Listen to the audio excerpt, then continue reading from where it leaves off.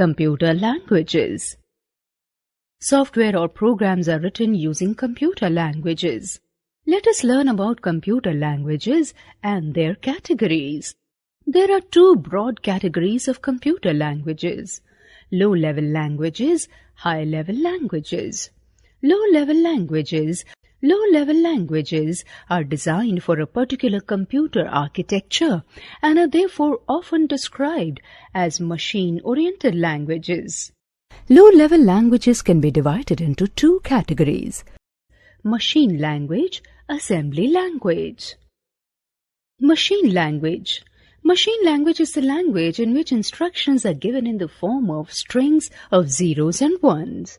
Thus, the instructions given in the machine language is directly understood by the computer. A computer can understand only electric signals, that is, the state of on and off. These on and off signals are taken by the computer as ones and zeros respectively. There is a number system that consists of only two digits, 1 and 0, and it is called binary number system. Since a computer understands the machine language directly, it executes a program written in machine language very fast. Machine language programs are machine dependent. That is, the program written for one computer may not work on another. A complete knowledge of computer architecture is required to write a program in machine language. It is very difficult for programmers to write programs in this language. Assembly language. Assembly language is the language in which instructions are given in the form of short words called mnemonics. For example, the mnemonic LD is used for loading a program. Add is used for adding data. Since instead of zeros and ones, mnemonics are used in assembly language, it is easier to write a program in assembly language than in machine language. However, just like machine language, a complete knowledge of the architecture of the processor and the computer is required for writing programs in assembly language. An assembly language program is also machine dependent. Programs written in assembly language are not directly executable and require a translator known as assembler. High-level languages. High-level languages are the languages in which programs are written using English words and mathematical symbols.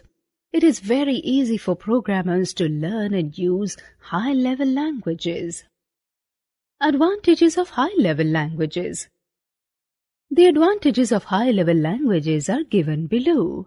Understandability.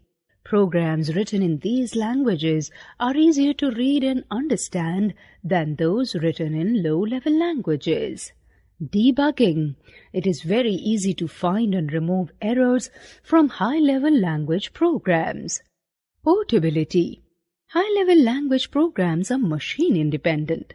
Programmers do not require details of underlying hardware to write programs. Programs written for one computer can be executed on any other computer, with very minor changes or no changes at all. Infobyte. The first high-level programming language, known as Plankalkul, was created by Konrad Zuse. Some important high-level languages are BASIC, Fortran, Pascal, C, C++, and Java. Software can be created with the help of these languages very easily. Translators used for converting high-level language programs into corresponding machine language are known as compilers or interpreters. You will learn about compilers and interpreters later in the chapter. Binary number system. In the beginning of this chapter, you studied that the computer can understand only the binary or machine language, which consists of zeros and ones. The reason for this is that a computer is an electronic machine and thus knows about only two states. One represented by 1, which is on, and second represented by 0, which is off. Infobyte. Binary number system was invented by a German mathematician, Gottfried Leibniz. The binary language is based on the binary number system. The number system we usually use consists of 10 digits 0, 1, 2, 3, 4, 5, 6, 7, 8, 9. Since this number system is based on 10 digits, it is known as decimal number system. The digits in a number have a place value such as ones, tens, hundreds and thousands. The place value is specified in powers of 10 for the decimal number system. Thus, the numbers 275 and 7486 can also be expressed as 275 is equal to 2 into 10 to the power 2 plus 7 into 10 to the power 1 plus 5 into 10 to the power 0. 7486 is equal to 7 into 10 to the power 3 plus 4 into 10 to the power 2 plus 8 into 10 to the power 1 plus 6 into 10 to the power 0. The binary number system consists of two digits 0 and 1. This number system is also known as base 2 number system. The digits 0 and 1 are known as binary digits or bits. In the binary number system, units of information are expressed as multiples of bits. For example, 1 nibble is equal to 4 bits. 1 byte is equal to 8 bits. 1 kilobyte or 1 KB is equal to 1024 bytes. 1 megabyte or 1 MB is equal to 1024 KB. 1 gigabyte or 1 GB is equal to 1024 MB. 1 terabyte or 1 TB is 1024 GB. 1 petabyte or 1 PB is equal to 1024 TB. 1 exabyte or 1 EB is equal to 1024 PB. And 1 zettabyte or 1 ZB is equal to 1024 EB. 1 yottabyte or 1 YB is equal to 1024 ZB. Converting decimal numbers to binary numbers. Converting decimal numbers into binary numbers is quite easy. To convert a decimal number into a binary number, you have to divide the decimal number by 2 repeatedly and write the remainder on the right-hand side. This process should be continued till you reach a zero quotient. The remainders have to be read from bottom to top to form the binary number. Let us consider a few examples. Example 1. Convert decimal number 47 into its binary equivalent. Thus, the decimal number 47 is equal to 101111 in binary form. The above statement can be expressed as 47 to the base 10, which is equal to 101111 to the base 2. The base of the number is written as subscript. Example 2. Convert decimal number 162 into its binary equivalent. Thus, 162 base 10 is equal to 10100010 base 2. Converting binary numbers to the equivalent decimal form. To convert a binary number to its equivalent decimal form, a positional value is given to every digit in the binary number. The positional value is in terms of powers of 2. The digits are multiplied with the positional values and the products are added to get the decimal number. Example 1. Convert binary number 10101 into its decimal equivalent. Each bit in the binary number is given a positional value in terms of increasing powers of 2, starting with the extreme right or the rightmost bit. Bits with their positional values. Binary number 10101. Positional 2 to the power 4, 2 to the power 3, 2 to the power 2, 2 to the power 1, 2 to the power 0. The bits are multiplied with positional values and the products are added. 1 into 2 to the power 4 plus 0 into 2 to the power 3 plus 1 into 2 to the power 2 plus 0 into 2 to the power 1 plus 1 into 2 to the power 0 is equal to 1 multiplied by 16 plus 0 multiplied by 8 plus 1 multiplied by 4 plus 0 multiplied by 2 plus 1 multiplied by 1. 16 plus 0 plus 4 plus 0 plus 1, which is 21. Thus, 10101 with base 2 is equal to 21 with base 10. Example 2.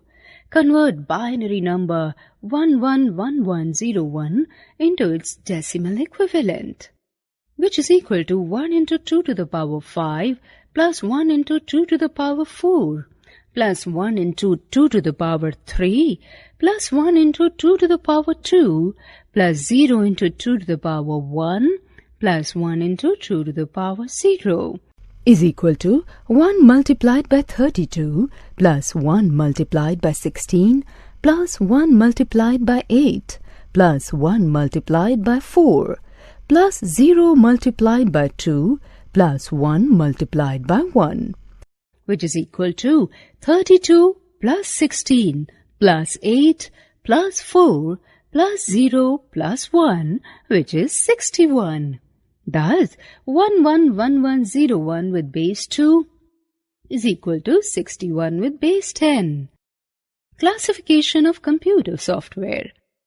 A software is a set of programs that instructs the computer to get a specific task done. Computer software can be classified into the following groups. System software. System software refers to a set of programs that are designed to control the operation of a computer system. The system software helps all parts of a computer to work together. It controls all operators like reading data from input devices, transmitting processed information to output devices, checking system components, and converting data or instructions to a form that a computer can understand. The system software can further be classified into operating system, language processor, utility software. Operating system. An operating system is a system software that acts as an interface between the user and the hardware. It is the first program that is loaded into the computer. The purpose of the operating system is to provide an environment in which a user can execute programs. It also ensures that the computer hardware is used in an efficient manner. A computer system has many resources such as CPU time, memory space, file storage space, I/O devices, system memory, hard disk space, and so on. These resources enable a computer system to function efficiently and are responsible for its overall performance. The operating system acts as a resource manager by allocating these resources to specific programs and applications as and when required. Some popular operating systems are Microsoft Windows, Linux, Unix, Android, Solaris, and Debian. Language processor. You already know that a computer understands only machine language that is based on the binary number system. Writing programs in machine language is very difficult. This led to the development of assembly language and then high-level languages. A computer program written in other languages like assembly language or high-level languages needs to be converted or translated into its equivalent machine language form for the computer to understand and execute it. The software program that does this task of translation is called a language processor. Language processors are divided into three types. Assembler. An assembler converts a program written in an assembly language into its equivalent machine language. Compiler. A compiler converts a program or a source code written in a high-level language into the machine language before execution. It reads the entire high-level language program in one go and reports all the errors it finds in the source code along with the line numbers. After all the errors are removed, the compiler gives the machine-level equivalent code called the object program or the object code. The saved object program can be executed a number of times without translating it again. Interpreter. An interpreter is a language processor that works by reading and executing the source code of a high-level language program line by line. If there is an error in any line, it reports it at the same time, and program execution cannot resume until the error is rectified. The object code produced by the interpreter cannot be saved. So, every time the program is run, it needs to be interpreted again to obtain the object code. QBasic is an example of a high-level language. We need an interpreter to execute a program in QBasic. Utility software. Utility software are programs designed to perform maintenance work on a computer system to help in its smooth functioning. Examples of this software are disk defragmentation software, antivirus software such as Norton, AVG, Avira, Quick Heal and McAfee, disk backup software and data compression software. Application software. Application software is a set of programs designed to help the user to perform specific tasks. Numerous application software programs have been developed over the years to serve different purposes. They can be divided into various categories according to their functions. Let's know about the most commonly used application software. Word processor. This is a software used to compose, format, edit and print electronic documents. Microsoft Word and WordPerfect are examples of such programs. Electronic spreadsheet. This is a software which allows numbers, text and complex functions to be entered into a matrix of thousands of individual cells. Microsoft Excel and Lotus 123 are examples of spreadsheet programs. Image editor. This is a software that is designed specifically for capturing, creating, editing and manipulating images. Adobe Photoshop and CorelDRAW are examples of such programs. Database Management System, DBMS. This is a collection of computer programs that allows storage, modification, and extraction of information from a database in an efficient manner. FoxPro, Microsoft Access and Oracle are examples of DBMS. Presentation software. This is a software that allows the user to create presentations with the help of slides and handouts. Microsoft PowerPoint and Freelance Graphics are examples of presentation software. Desktop publishing software. This is a software that allows a user to create printed documents using a desktop computer. It is the technique of using a personal computer to design a page with text and graphics and then using a laser printer or image setter to output the assembled pages onto paper, film or printing plate. These softwares are used for publishing newsletters, books, magazines, etc. Quark Express and PageMaker are examples of such software. Formula in Excel. A formula is a particular method which, when used, results in a new value from an existing range of values. A formula in MS Excel always starts with an equal to sign. You can write formula in the formula bar or in the cell in which you want the result. Let's learn how to use formulas in Excel. This is the formula bar. This is Enter button. Performing calculations in Excel. We can perform calculations in the following ways: entering formula and values in the same cell and also getting the values in it. Step 1. type equal to sign in cell B2. Step 2. Type 12 plus 14. Step 3. Press the Enter key. The result will be displayed in the same cell. You can do the same by using the formula bar. For this, select the cell B2, write the formula in the formula bar, and press the Enter key or click the Enter button. The result will appear in cell B2. Using the data stored inside different cells and getting the result in a different one. Suppose you want to add the contents of cells A1 and B1 and display the result in cell C1. Step 1. Type the following formula in cell C1, which is equal to A1 plus B1. Step 2. Press the Enter key.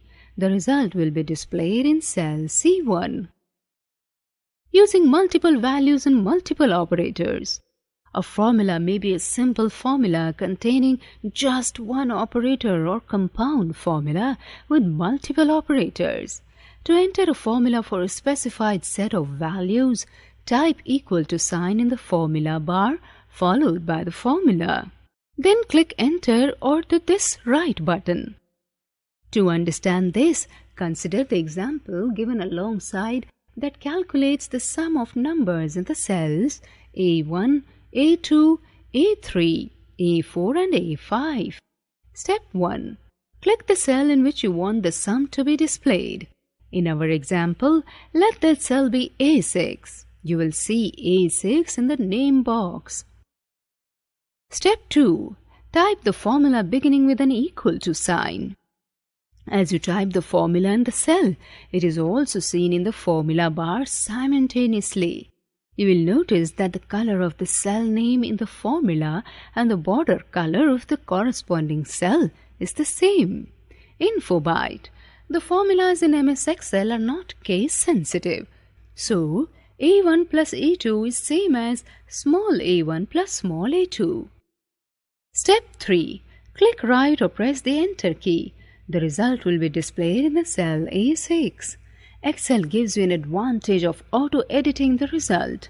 As you change data in the cells containing input values, the result automatically changes in the cell where the formula was entered. In the given example, if you change any of the values of cells A1 is to A5, then the result in the cell A6 changes automatically. Info byte. While writing a formula in MS Excel, you can click on the cells instead of typing the cell addresses. An animated border appears around the selected cell and point is displayed on the status bar. This method is called entering a cell reference by pointing. For example, after typing equal to, do not type A1. Instead, click on cell A1. Elements of a formula. In a formula in Excel, you can find any or all of the following elements. Cell references. They refer to the addresses of the cells containing values to be used in calculations such as A1 or A1 is to B2. Operators. They specify the type of operation you want to perform. Constants. They are the numbers or text values that can be entered directly in a formula such as 9 or first class. Functions. They are built-in formulas in Microsoft Excel. Functions have been explained later in the chapter. For example, 9 is the constant, plus is the operator, D5 is the cell reference. Thus, a formula can be defined as an expression that can contain values, constants, cell references, functions and operators. Formulas let you perform calculations in a worksheet. Let us discuss cell references, operators and functions in detail. Cell references. Cell references are the addresses of the cells that contain values to be used for calculations. Let's see some of the ways to refer to the cells or ranges of cells. For example, cell references. Cell in column A in row 7 is A7. Range of cells from cell A1 to cell A8, A1 is to A8. Range of cells from cell A5 to cell D5. A5 is to D5. Operators. Operators are of two types: text operators and arithmetic operators. Text operator. Text values refer to the sets of characters, also called strings. We cannot perform mathematical calculation on them. However, two strings can be joined together. This process of joining one string followed by another is called concatenation. The ampersand and operator is used to concatenate two strings. For example, if you type is equal to first in double quotes and division in a cell and press the enter key, you get first division in that cell. To include a space between first and division in double quotes, enter the following command: is equal to first in double quotes and in double quotes and again in double quotes and division in double quotes. This is the string concatenation without space. This is the string concatenation with a single space. Info byte. The string values are always entered in double quotes. Here we have considered a single blank space also as a string and enclosed it in quotes. Alternatively, we can also include a space either after the first string or before the second string while concatenating. For example, both is equal to first and division, and first and division will result in first division. Alternate method of adding a single space in string concatenation. Arithmetic operators. The following table gives the list of arithmetic operators. Operator, operation, example, result. Exponent. 2 exponent 3 is 8. Multiplication. 2 asterisk 6, 12. Division. 25 divided by 5 is 5. Addition. 8 plus 9 is 17. Subtraction. 24 minus 4 is 20. The following points should be kept in mind while creating numeric formulas. The evaluation is always carried out from left to right. While evaluation, if multiple operators are present in a single formula, the operators having higher order of precedence will be evaluated first. The order of precedence of arithmetic operators is as follows: exponent, slash, asterisk, plus sign, minus sign. Consider the expression 3 asterisk 6 plus 4 exponent 2. Or 3 multiplied by 6 plus 4 exponent 2. In the above expression, there are 3 operators: asterisk, plus an exponent. According to precedence rules, exponent will be evaluated first, then asterisk and then plus. So, the order of evaluation will be as shown below. 3 asterisk 6 plus 4 exponent 2. Step 1. 3 asterisk 6 plus 16, which is equal to 18 plus 16, which is 34. If two operators have the same precedence, Excel evaluates them from left to right. Any operation given in bracket will always be evaluated first. Consider the following formula to understand the evaluation of an expression within brackets. 9 minus 2, asterisk 3 in brackets, exponent 3. Step 1. 9 minus 6, in brackets, exponent 3, because bracket has to be evaluated first. Step 2. 3 exponent 3, which is 27. Error results. Sometimes an unexpected result is displayed in the resulting cell. It is just because of some formula error. Excel does not evaluate such formulas and display errors instead of the expected results. The table below lists some common formula errors in Excel along with their possible reasons. Error: #div/0 exclamation mark. Reason: division by 0, an invalid operation. #n/a, data is not available. #value exclamation mark. Formula contains invalid data. Be quick.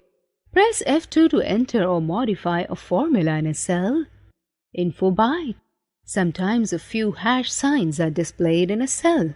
It means the column is not wide enough to display the resultant number. This is not considered as a formula error. You just need to adjust the column width. Auto Sum feature. The Auto Sum feature is one of the most commonly used features of MS Excel. It automatically adds the numbers in the selected range of cells. We can also use the Auto Sum feature to find the average maximum value, minimum value, etc. for the selected range of cells. You can find the Auto Sum button in the editing group of buttons of the Home tab. It is also present in the Function Library group of buttons on the Formulas tab. To use the Auto Sum feature, consider the following example. Select the cell G3 and click Auto Sum, not the arrow in the editing group of buttons on the Home tab. You will see a formula with the sum function along with the cell range. An animated border surrounds the range of cells in the formula B3 to F6. A tooltip showing the syntax of the formula also appears under the active cell. Press the Enter key or click Auto Sum button again to view the result. To further fill the range of cells G4 to G6, you can use the Autofill feature of MS Excel. Select cell G3, drag the fill handle, the small black square at the lower right corner to cell G6. While dragging the fill handle changes to a small black cross. Release the left mouse button. You will see that the Auto Sum formula is copied to all the cells in the range. Be quick. The shortcut key for Auto Sum is Alt plus equal to. This shortcut key can only be used for adding adjacent cells. Function in Excel 2010. MS Excel also contains predefined formulas to perform various mathematical operations. One such function is sum that adds the numbers in a given range of cells. You have performed the addition operation in the previous section using Auto Sum feature. For using them, click on the arrow to the right of the Auto Sum button. Other functions provided by Excel are available in the options of the Auto Sum feature. For using them, click on the arrow to the right of the Auto Sum button. The following Auto Sum options are displayed. Sum calculates the sum. You have used this option by clicking directly on Auto Sum. This is the default option of Auto Sum feature. Average calculates the average of the values in the selected range of cells. Count numbers counts the number of cells containing some values. Max displays the highest value from the given range of cells. Min displays the lowest value from the given range of cells. Here, let's take an example to use the different options given under Auto Sum options. In an Excel sheet to calculate household expenses, follow the steps given below to find the average expenditure of each category. In the Excel sheet of household expenditure, write average expenditure in cell A8, maximum expenditure in cell A10, and minimum expenditure in cell A11. Select the cell B8. Click the arrow to the right of Auto Sum button. Select the average option. The average function is inserted automatically. The range in the formula is B3 to B6. This range of cells will also have an animated border around it as shown in the figure given below. Press Enter to view the average house rent expenditure. Result of the average formula. To find the average expenditure of other expense heads, including the average of total expenses, use the autofill feature of MS Excel. Keeping the left mouse button pressed, drag the fill handle to cell G8.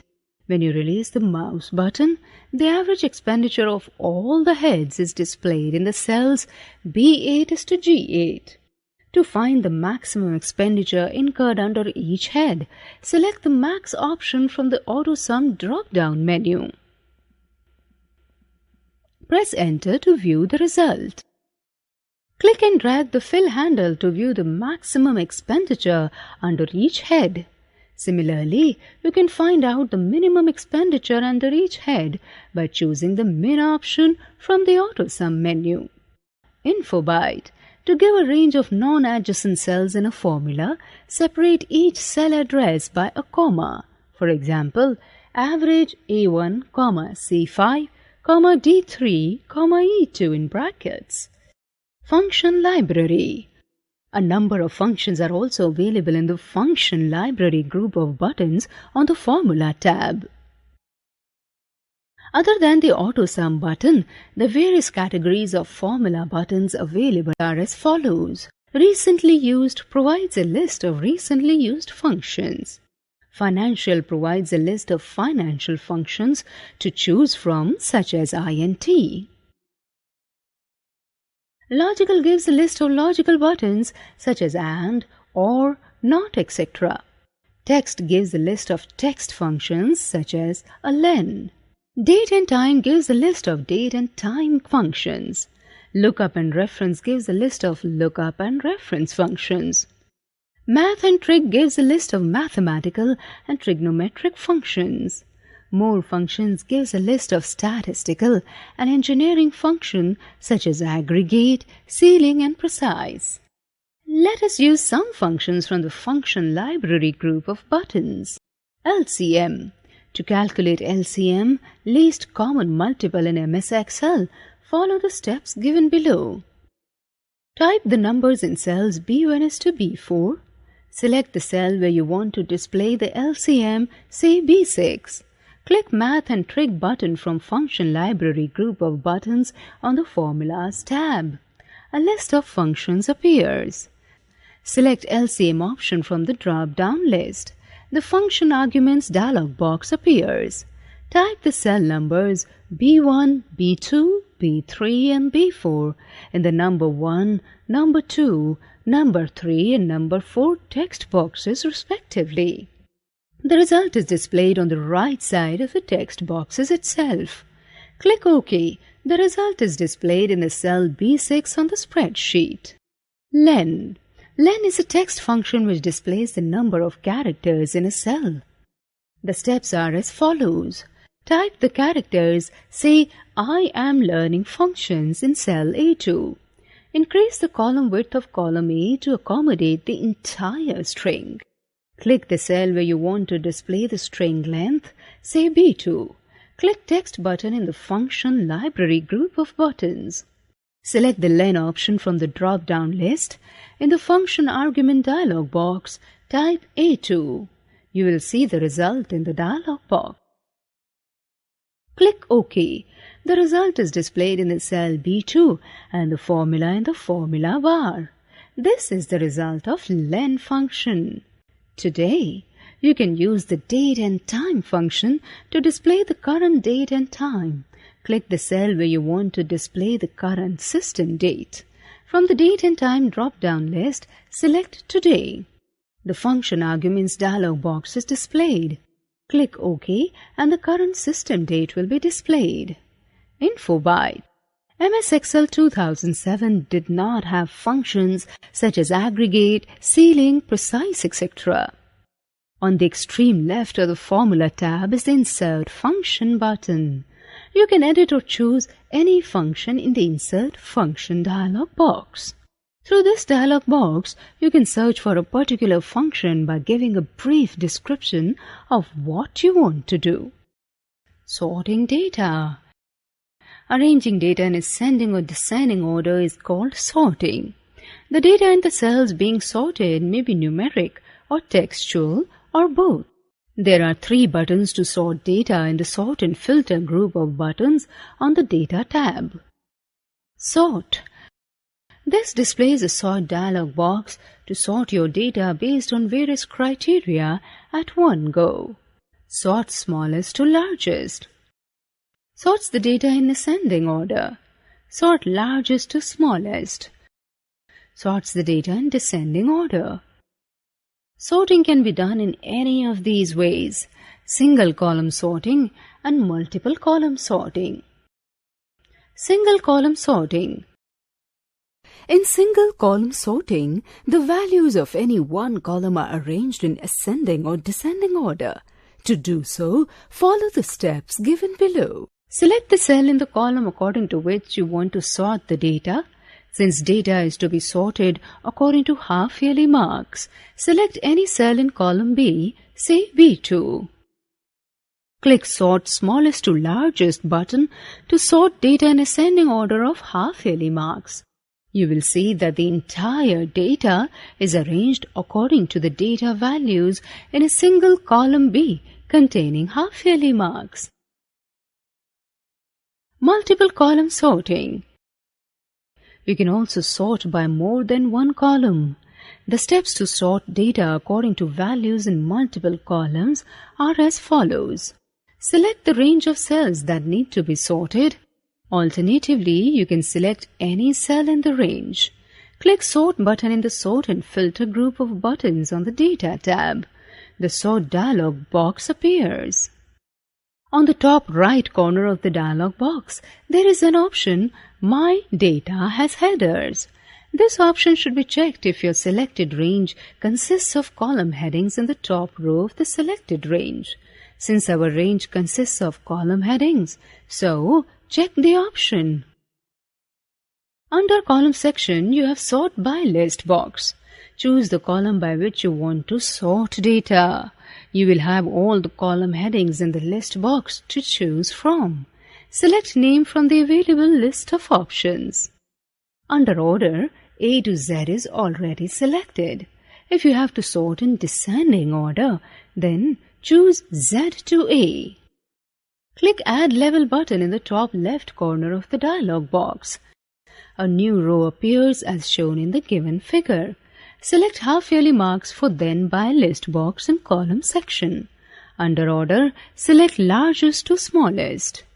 Click OK. The data is arranged in ascending order of name alphabetically and in descending order of half-yearly marks. Filtering data. Allowing only the selective block of data to be displayed is called filtering. Unlike sorting, filtering does not rearrange data. This feature helps to retrieve and work with selected subset of data as the unwanted data is temporarily hidden from view. You can edit, analyze, format, and even print the filtered data. In the Sort and Filter group of buttons, Auto Filter, Advanced Filter, and Custom Filter are the three commands provided by Excel for filtering ranges. Let's know how to use these filter commands. Auto Filter command. You can filter a column or row of the data that meets a specific criteria by using Auto Filter command. The steps to use it are as follows.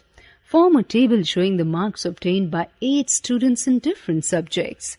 Click on any cell with the data in the worksheet. Click the Sort and Filter button in the Editing group on the Home tab. Click Filter option from the list displayed. This displays the drop-down controls next to the first cell of each column. Click the drop-down control of any column to filter the data of that particular column. For example, if you want to display the record of only those students who have scored 80 marks in the subject Computer, click the drop-down control next to Computer. Click the Select All checkbox. All the options will be deselected. Click the checkbox for the option 80 and then click OK button. This displays the record of all the students who have scored 80 marks in the subject Computer. To clear the filter, click the filter arrow next to the Computer field and then click Clear Filter from Computer. InfoByte. MS Excel 2007 did not have a search bar and filter drop-down menu. Be quick. Shortcut key to filter data is Ctrl plus Shift plus L. Custom filtering. You can use the filter command to filter data based on multiple conditions. For example, if you want to display the rows where computer marks lie in the range of 60 to 90, follow the steps. Select the range which has to be filtered. Click Filter button in the Sort and Filter group. In Filter drop-down menu, click Number Filters option. A sub-menu containing various number filters operations such as equals, does not equal, greater than, less than, above average, below average, etc. will appear. Choose the desired filter, say between. The Custom Autofilter dialog box is displayed. Fill in less than 90 and greater than 60. Click OK. The rows that contain computer marks between 60 and 90 will be displayed. You can even filter the top scorers in the exam. Advanced Filter command. The Advanced Filter button in Sort and Filter group of buttons is used to specify complex criteria for filtering. The data is filtered using values in multiple columns.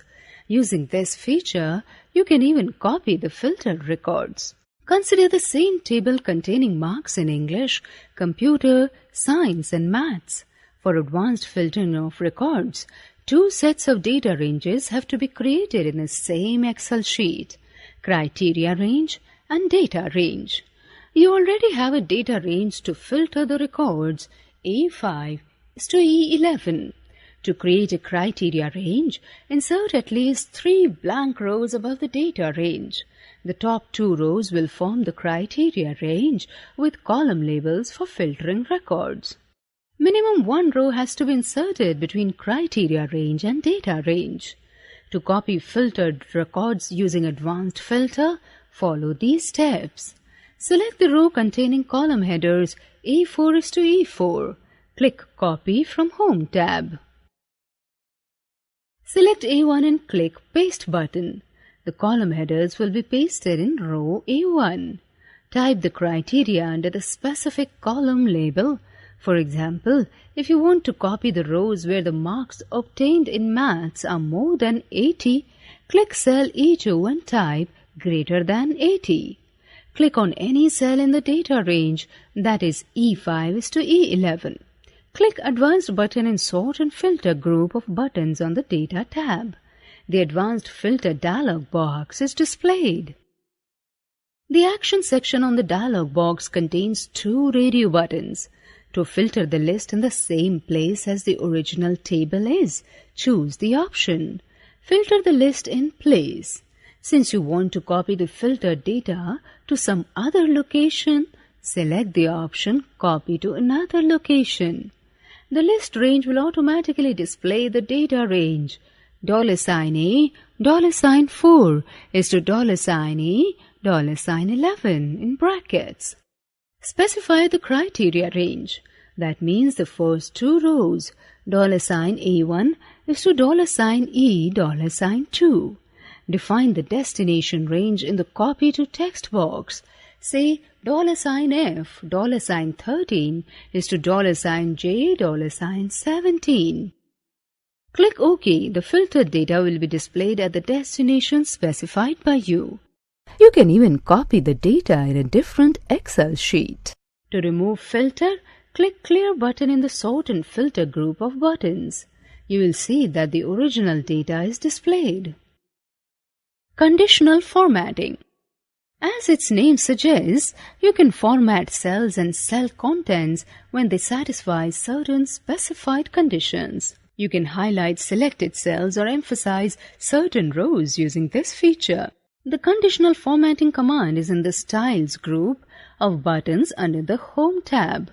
You can display data in a particular color or style depending on a particular condition. For example, if you want to display the data of the students who have secured more than 50 marks in green color, Conditional Formatting helps you to do so. You can highlight selected cells, rows or columns based on specific conditions. Consider the table shown in the figure in which we want the marks, which are less than 20, to be displayed in orange color. Select the range containing data. In the data given, the range be C3 is to D12. Click Conditional Formatting in the Styles group of the Home tab. The Conditional drop-down menu appears. Select Highlight Cells rules and choose Less Than from the sub-menu. The Less Than dialog box appears. Type 20 in the text box labeled Format Cells that are less than. Click the arrow in the With List box. Select the desired format option. If you want to have a format style of your own, click Custom Format option from the drop-down menu. The Format Cells dialog box is displayed. Select the desired font style and color. Click OK. The Less Than dialog box appears again. Click OK. You will see that all the cell values with marks less than 20 are displayed in orange color.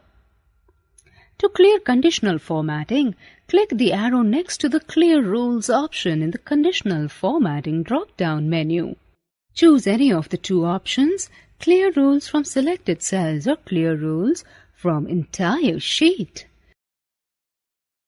Conditional formatting to selected rows. If you want to apply conditional formatting to selected rows, then follow the steps given below. Select the entire table. In the Conditional Formatting drop-down menu, click New Rule. The New Formatting Rule dialog box appears.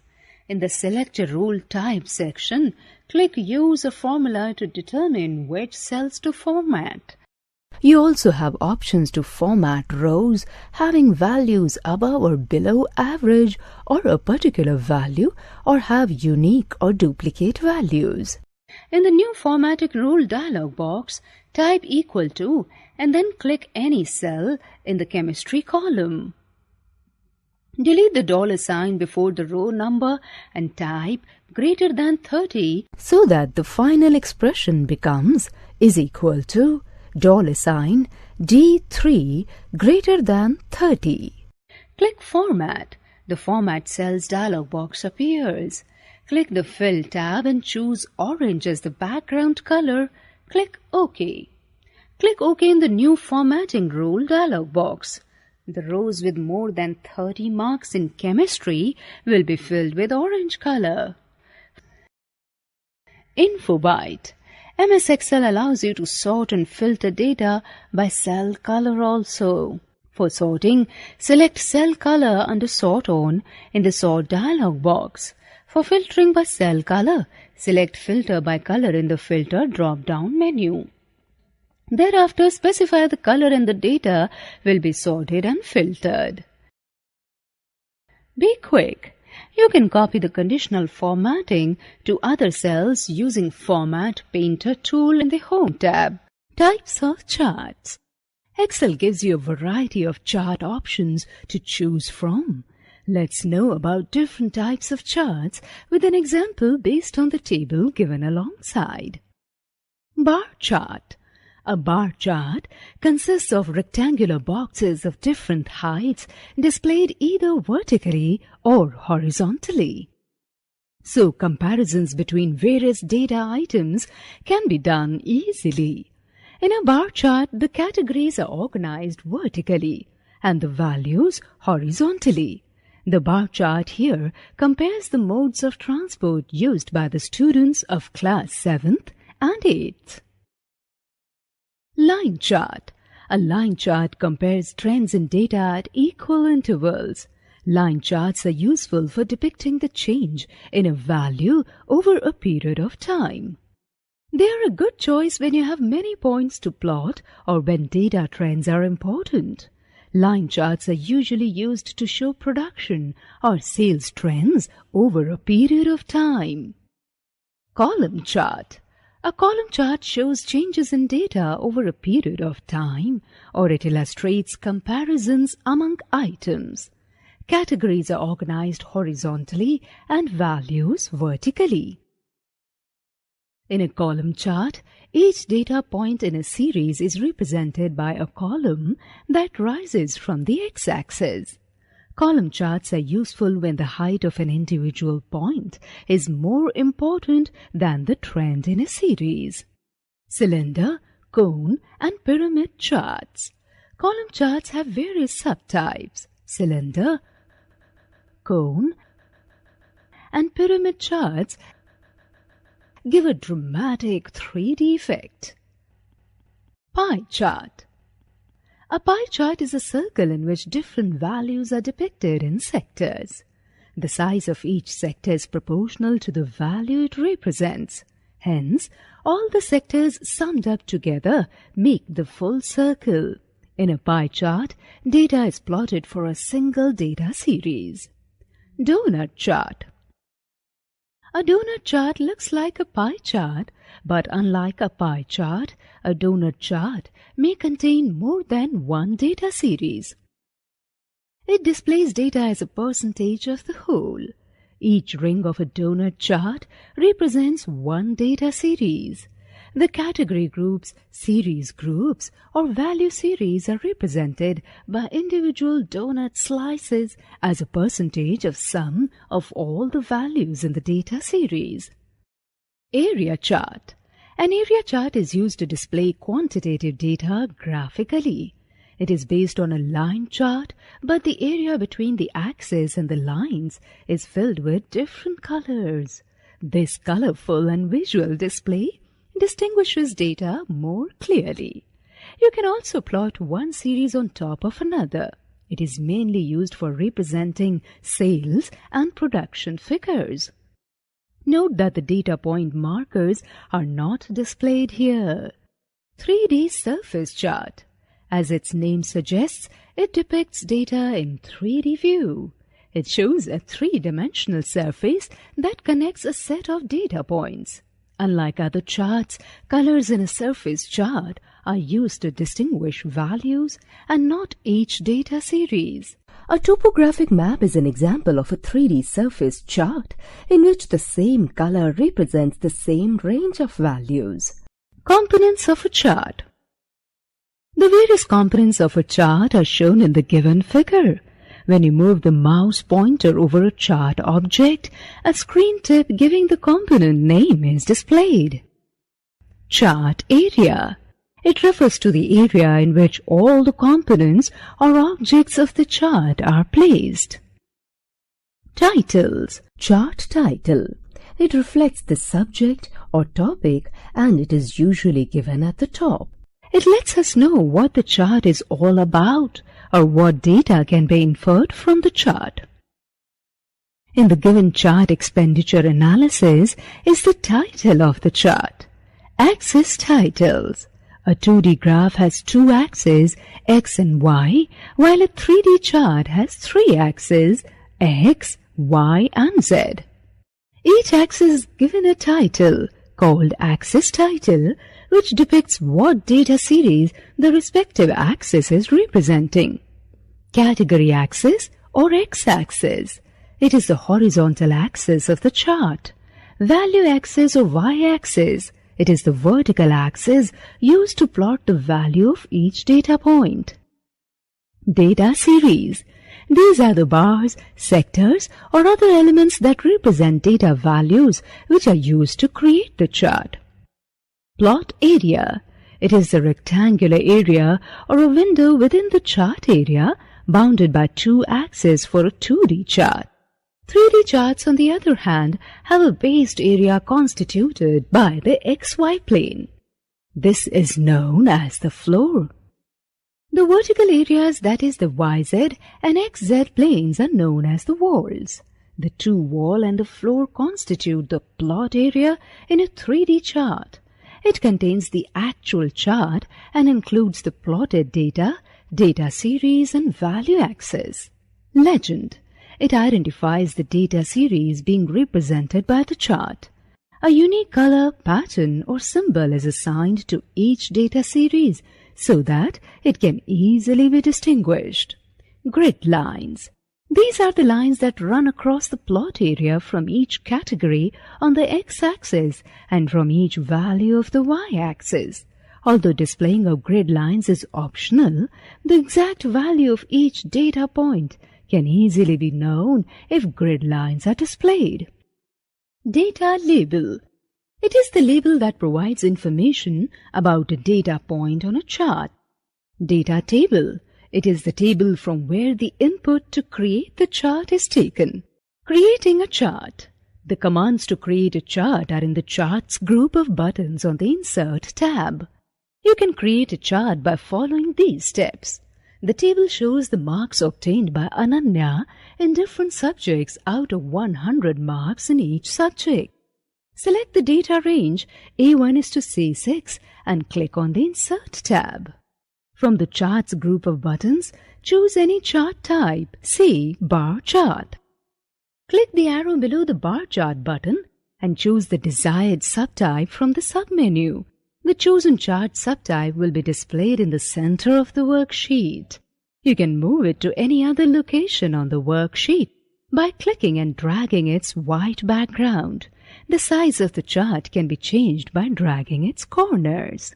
Chart tools. You can also format the chart by changing its layout, design, style, location, etc. in order to improve the appearance of the chart. As the chart is inserted in the worksheet, 3 new Chart Tool tabs appear on the ribbon. These are Design, Layout and Format. Be quick. Select the data range that you want to represent on a chart and press the function key F11 to create the chart instantly. Applying chart styles. The Design tab on the ribbon provides various chart style options in the Styles group of buttons. Click the arrow in the Styles group of buttons. All chart styles will be displayed as shown in the figure. Click on any of the styles to give your chart the desired look. Moving the chart. You can move the chart from one place to another on the same worksheet or on a different worksheet. Click Move Chart button in the Location group of buttons on the Design tab. The Move Chart dialog box appears. The Object in Radio button is already selected and you can choose any of the existing worksheets for the destination location of your chart. If you want to move the chart to a new worksheet, click New Sheet Radio button and type the name of the new worksheet, say Chart 1. Click OK. A new worksheet named Chart 1 containing the chart is created. The chart inserted is also automatically scaled to fill the entire page. You can double-click on the chart title in the new sheet to give a title to your bar chart. In the Layout group of buttons on the Design tab, you can choose a desired layout of your bar chart. For example, you might want to have grid lines or display the data values or move the legends to the bottom and so on. InfoByte. You can swap the data over the axis using Switch Row or Column button in the Data group of buttons on the Design tab. By clicking this button, data being charted on the x-axis will move to the y-axis and vice versa. For next. The for next statement is used to execute a group of statements a specified number of times. The general form of the for next statement is given below. For counter is equal to initial value to final value, step value, the loop body comprising a set of statements to be executed, next counter. The statements written between for and next form the body of the loop.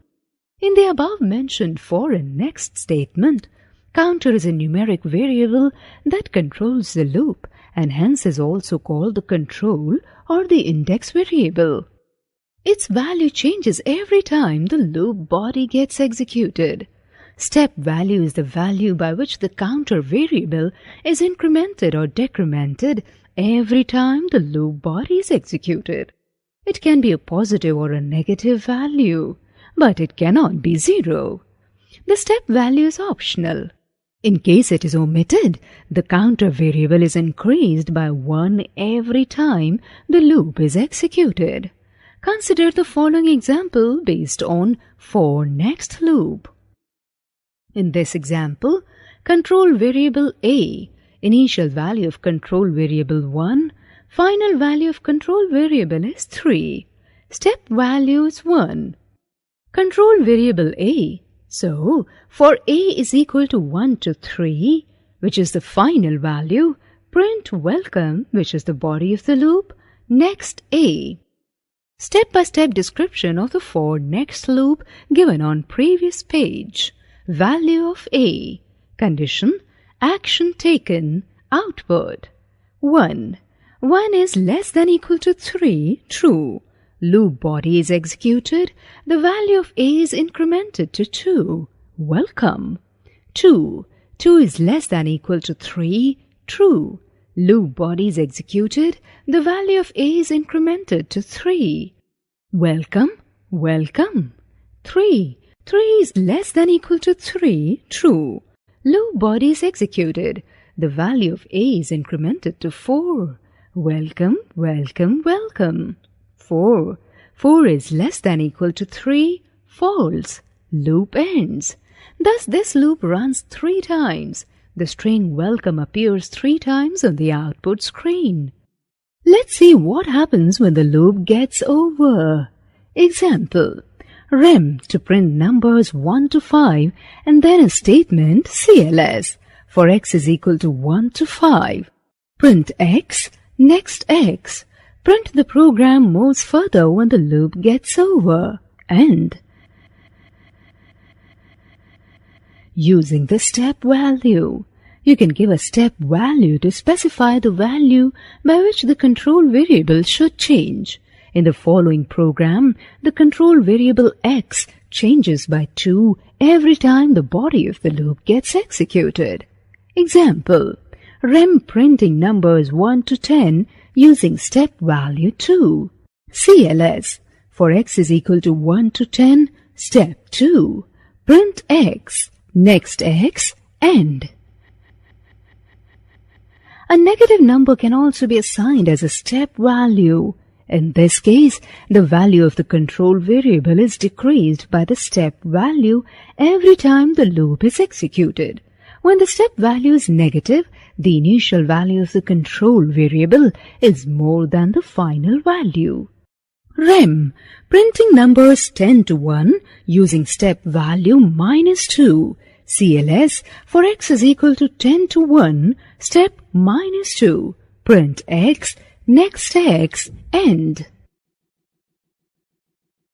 Similarly, we can do the same task assigning a real number to step value. Rem printing numbers 1 to 4 using step value 0.25, CLS. For I is equal to 1 to 4, step 0.25, print I, next I, end. Be quick.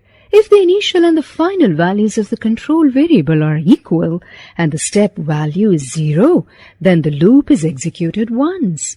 Let's consider some more examples for next loop. Example 1. Add all natural numbers from 1 to 25. Rem to add numbers from 1 to 25. CLS. Sum is equal to 0. For I is equal to 1 to 25, sum is equal to sum plus I. Next I. Print sum of numbers from 1 to 25 equal to semicolons, sum, end. Example 2. Add all even numbers from 1 to 30. Rem to find the sum of all even numbers from 1 to 30, CLS. Sum is equal to 0. For I is equal to 2 to 30, step 2. Sum is equal to sum plus I. Next I.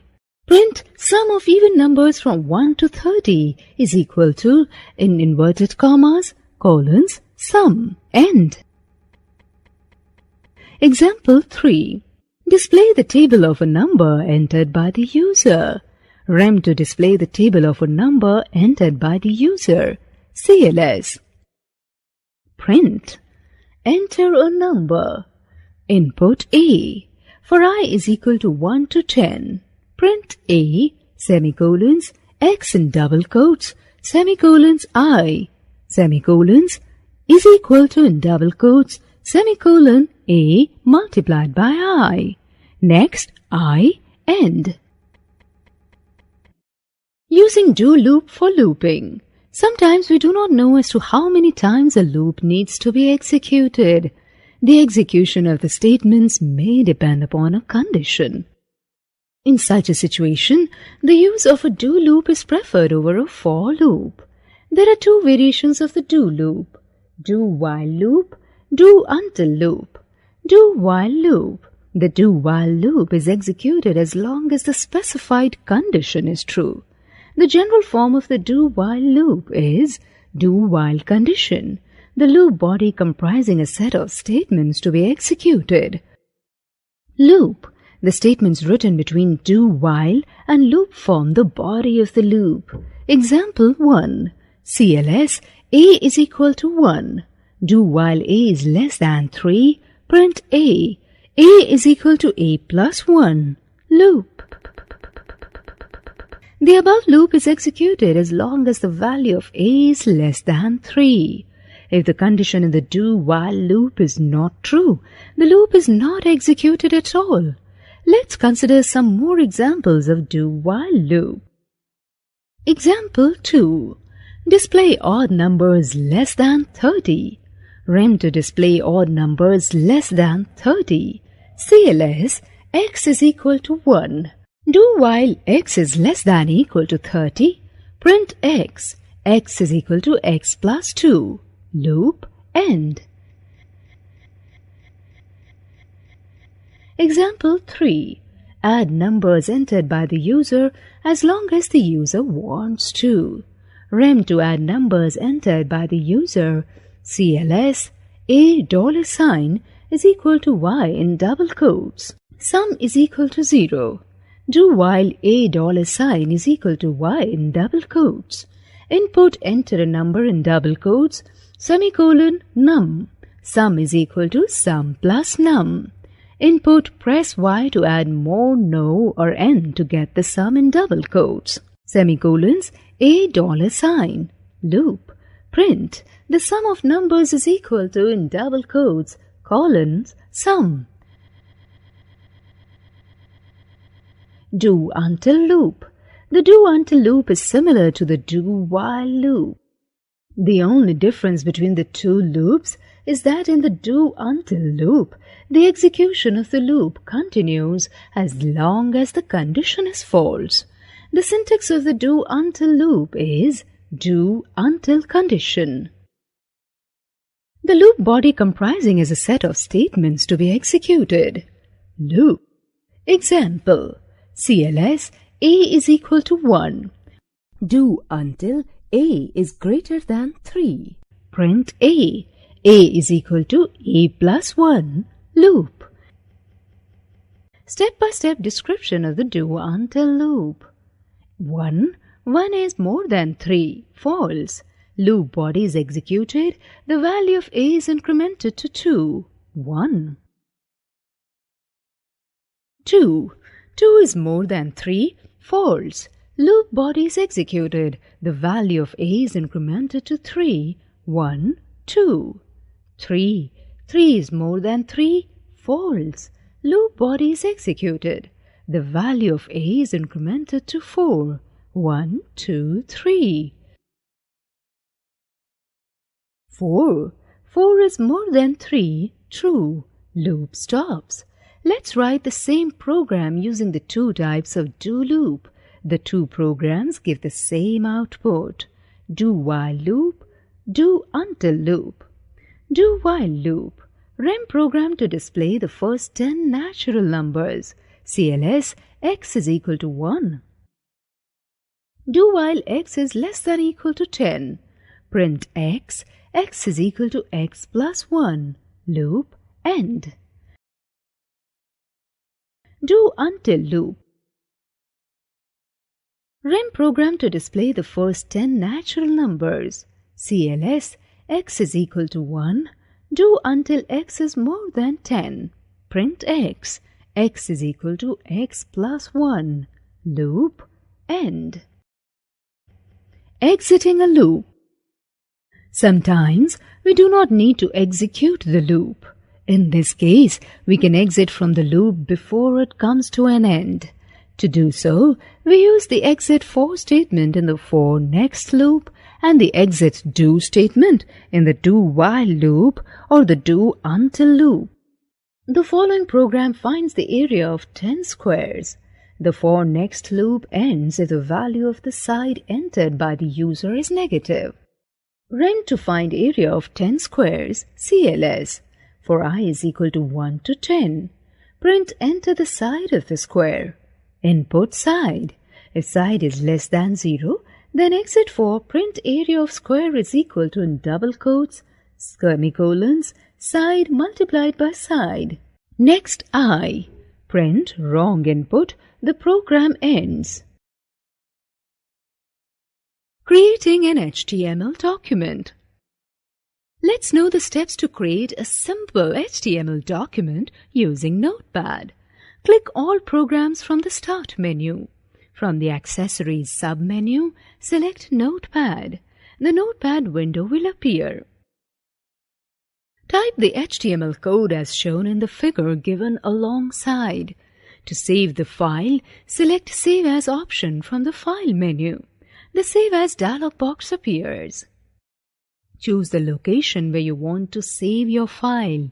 Type the name with an extension .htm or .html in the file name text box. Click the Save button. Viewing HTML documents in a web browser.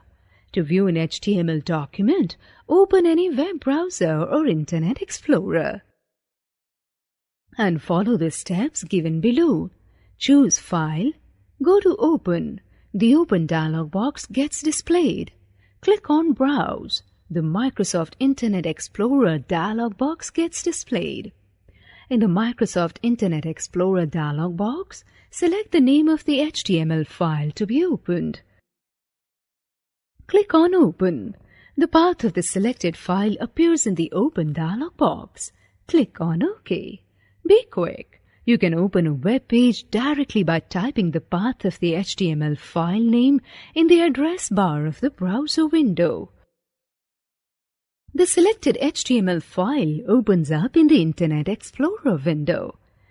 Body elements.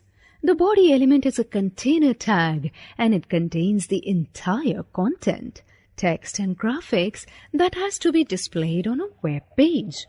You might like to have desired properties of the web page that you are creating. For example, you may want to specify the background color, margins, text color, etc. All these properties of a web page can be set through the attributes of the body element. The body element has a number of attributes to control and format the page display. Some of these attributes are discussed below. BG color. This attribute is used to set the background color of the documents. The value of this attribute can be a color name or a RGB hexadecimal code. For example, body BG color is equal to brown or body BG color is equal to A5 2A 2A in inverted commas. Info byte. You know that all colors are made up of 3 primary colors, red, green and blue. These colors are represented as hexadecimal value. The first 2 digits represent the amount of red, the second 2 digits represent the amount of green, and the last 2 digits represent the amount of blue contained in the color. Background. This attribute is used to have an image in the background of an HTML document. The value of this attribute is the complete path and file name of the image file that you want to insert as the background. For example, body background is equal to c:/desktop/a.jpeg in double quotes. Text. This attribute is used to set the text color of the document, and its value can be the name of the color or a hexadecimal RGB code. For example, body text is equal to indigo in double quotes, or body text is equal to 4B0082 in double quotes. Left margin, top margin, right margin, and bottom margin. These attributes are used to set all the 4 margins, top, bottom, left and right margins of a web page. The value of these attributes is numeric and the unit is pixel. For example, body left margin is equal to 50 in double quotes, or body top margin is equal to 60 in double quotes. Let's create an HTML document using body element with its attribute. After typing the following code, save the document as india.html. HTML head title India /title /head. Body BG color is equal to red in double quotes. Text is equal to yellow in double quotes.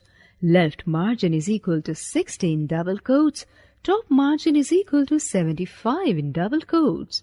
Right margin is equal to 60 in double quotes. Info byte. More than one attribute can be given for an element by separating each attribute with a space.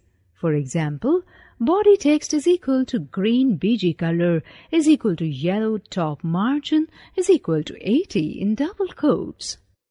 India is the 7th largest country in the world, but in population it ranks second in the world. The territory of India has been divided into 29 states and 7 union territories. India has a wide variety of land features. It has mountains, plains, plateaus, deserts, islands and forests.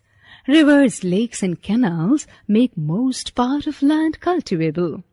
There is a great diversity in plants and animals found here. As far as the people of India are concerned, they follow different faiths and cultures. However, they live together with a sense of brotherhood. /body /HTML. Now, open the HTML document india.html in a web browser. Inserting background image. HTML head title India /title /head. Body background is equal to file : // g : / Vivek work / blue waves.jpg. Text is equal to in double quotes yellow double quotes. Left margin is equal to 60 double quotes. Top margin is 75. Right margin is 60. India is the 7th largest country in the world, but in population it ranks second in the world. The territory of India has been divided into 29 states and 7 union territories. India has a wide variety of land. It has mountains, plains, plateaus, deserts, islands and forests. Rivers, lakes and canals make most part of land cultivable. There is a great diversity in plants and animals found here. As far as the people of India are concerned, they follow different faiths and cultures. However, they live together with a sense of brotherhood. /body /HTML. BR element. The BR element is used to break the line from the desired place. The browser does not recognize any line breaks given using the Enter key in the HTML code. Even when you write text in different lines in an HTML code, it is not shown in the same manner on a browser. Let's take an example. HTML head title understanding line breaks /title. Head body name Gurmeet, roll number 21, class 7th, section C /body /HTML. Save the file and view it in the browser. You will see that the entire text is displayed in a single line. Let's see what happens when we use the BR element. Now, type the above code containing BR element after every line of text content. When you save the file and view it in the browser, you will see the text with line breaks. HTML head title understanding line breaks /title /head body name Gurmeet BR roll number 21 BR class 7th BR section C /body /HTML. Horizontal rule HR. The horizontal rule HR element is used to draw a horizontal line across the web page. It is an empty element as it has no closing tag. The HR element has the following attributes. Size. It specifies the thickness of the horizontal line in pixels. For example, the following statement will draw a line that has a width of 10 pixels in the browser window. The default value of the size attribute of HR element is 2 pixels. HR size is equal to 10 in double quotes. Width. It specifies the horizontal width of the line as its value. This value can be attributed in 2 ways. In pixels. For example, the statement HR width is equal to 115 double quotes will draw a line which is 150 pixels wide. In percentage of page width, for example, HR width is equal to 60% in double quotes will draw a line that will cover 60% of the width of the web page horizontally. Info byte. A pixel is equal to dividing an inch into 72 points. Align. It specifies the side of the web page according to which the line will be aligned. So, the value of this attribute can either be left, center, or right. For example, HR align is equal to right in double quotes will right line the line. HR align is equal to left will left align the line. HR align is equal to center will center align the line. Color. It specifies the color of the line. The value of this attribute can be either the name of a color or a hexadecimal RGB code. For example, HR color is equal to blue will draw the line in blue color. No shade. This attribute does not have any value. Specifying it along with the HR element displays a solid line without any shading in the browser. For example, HR no shade. Let's understand how all these attributes of the HR tag are used in a program. Look at the following code and its output. Paragraph P tag. The paragraph P tag is used to define the beginning of a new paragraph in a web page. It leaves a blank line after the end of the paragraph. Thus, the text between P and /P appears to be a new paragraph. Attributes of paragraph tag. There are many attributes associated with the paragraph tag that makes the text appear more attractive. Let's know about the alignment attributes. Align is the attribute of the paragraph element that is used to align it in the center, left, or right of the web page. Hence, the value of the align attribute can be any of the following. Center aligns the text in the center. Left aligns the text to the left side of the web page. Right aligns the text to the right side of the web page. Justify aligns the text from both left and right side of the web page. The syntax of the P element is P align is equal to value, where value can be left, right, center, or justify. To understand the paragraph, P element along with its align attributes, let's write a program. Now, look at the output of this program. Heading HN. We can use heading HN tag to specify 6 different heading levels, H1 to H6. H1 displays the heading in the largest size of 24 points, whereas H6 displays the smallest size of 8 points. The syntax for using heading element is as follows. HN heading text /HN. In the above statement, N is a heading level and it can take values from 1 to 6. As an example, type the following HTML code and view it in the browser. When viewed in a browser, the web page looks as shown above. Font tag. Font. The font tag is used to display the text in a particular font style, size and color. It is a container element containing font and /font tags. The three attributes of font element are as follows. Size. It is used to specify the size of the text. The smallest font size is 1 and the largest font size is 11. For example, font size is equal to 5. My font size is 5 / font. Color.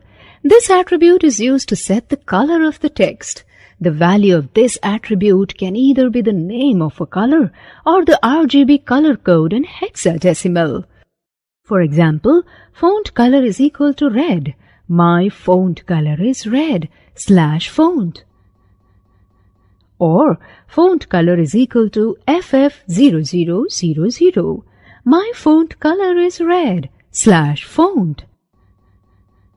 Face. It is used to specify the typeface or the name of the font. For example, font face is equal to Arial. My font type is Arial / font. Let's understand the font element and its attributes through the following program. The web page in the browser window will be as shown below. Be strong. People should be bold and strong enough to face the problems that come their way. Bold B, underline U and italics I tags. Bold B, underline U and italics I tags are used to change the appearance of the text. Bold. The bold tag is used when you want to emphasize the text.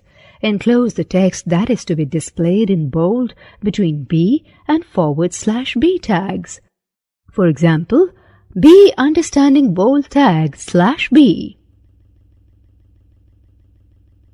Underline. This tag underlines the text enclosed between U and /U tags. For example, U understanding underline tag /U. Italics. The text enclosed between I and /I tags is displayed in italics. For example, I understanding italics tag /I. Type the code given below in Notepad and see the effect of physical markup elements in the browser. The above code, when viewed in the browser, looks as shown. You can nest or combine these tags if you want to apply multiple effects to a particular text. For example, if you wish to underline the text and also make it bold, you can write the following statement. B, U, I am bold and underlined /U /B. Small, small and big tags. The small tag is used to make the text small in appearance as compared to general text, and the big tag makes the text bigger in appearance as compared to the general text. The syntax of the tags are given below. Small /small and big /big. Example: program code. Output: superscript SUP and subscript SUB tags. Superscript tag is used to make the text appear on the top of the general text. For example, H2, 52, H3. Subscript tag is used to make the text appear at the bottom of the general text. For example, H2, H5, etc. Program code. Output: strike-through strike tag. The strike tag specifies that the enclosed text should be rendered in a strike-through appearance. Usually, this is done with a line through the middle of the text. Example: program code. Output: information and communication technology. Information and communication technology, ICT, includes all the devices like radio, television, mobile phones, smartphones, satellite systems, networks and network devices. And the applications like instant messaging, chat rooms, video conferencing, etc. that help in retrieval and exchange of information all across the globe. Social networking sites such as Facebook and Twitter have added more features to information and communication technology. Tremendous progress in the field of information and communication technology has started a new era of education, business, medication, technology development, and so on. Let's study about the advantages and disadvantages of ICT. Infobyte. The term information and communication technology was first coined by Dennis Stevenson in 1997. Advantages of ICT.